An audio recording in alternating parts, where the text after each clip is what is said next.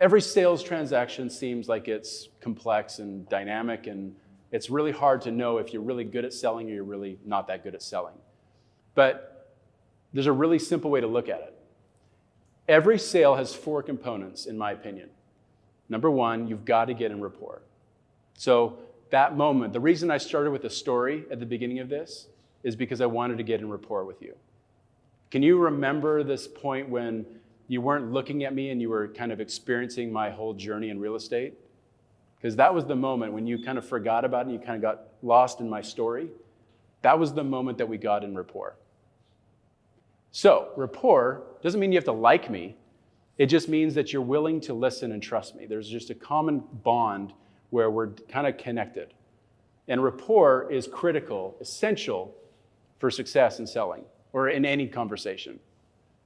And once you have rapport, you need to leverage that moment of trust that you have, that moment of connection, engagement, to figure out what they need.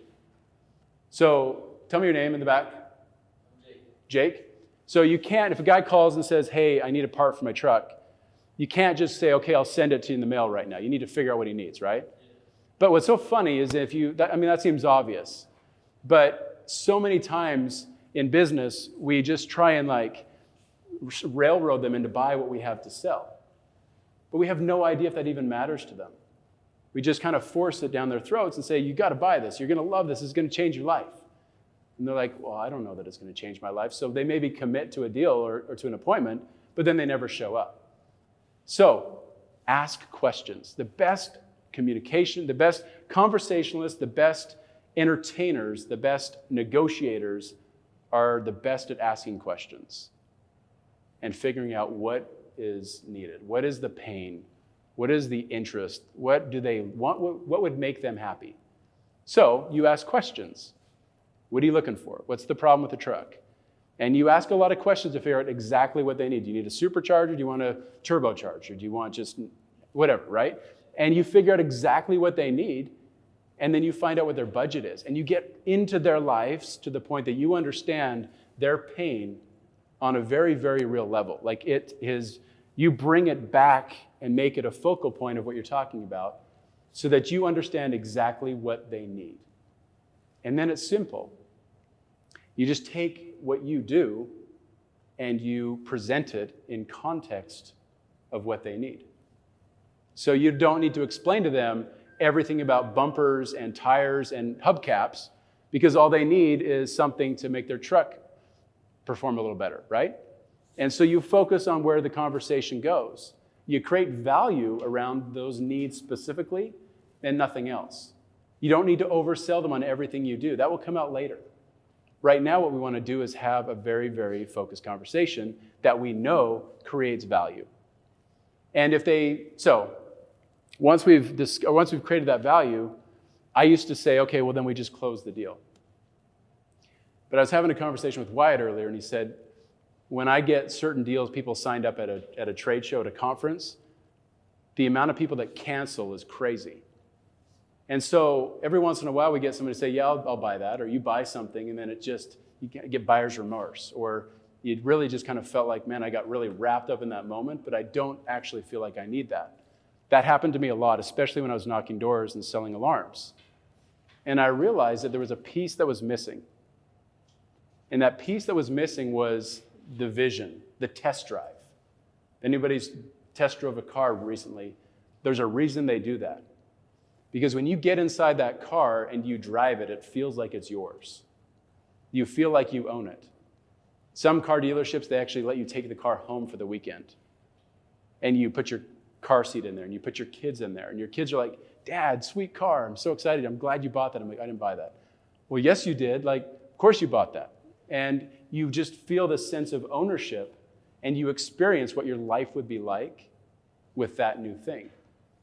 So if you can take somebody there and help them understand exactly what their life will be like with that new part or with that problem solved or whatever it is that you do, that creates a commitment and an engagement level for them that makes everything real.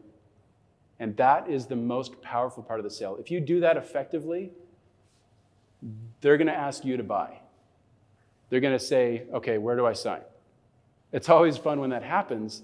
And it does when you have effectively discovered what they need, you've created relevant value that's greater than the cost, and you've helped them understand exactly what that means.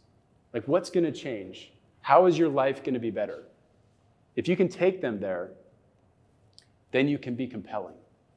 Now, this applies, I put this arrow here because a lot of times you get through the sales conversation and then you find out that you weren't quite there. They weren't ready to buy. And the odds are, it's very similar to a negotiation or an argument with my wife. What she says is actually the problem is rarely the problem.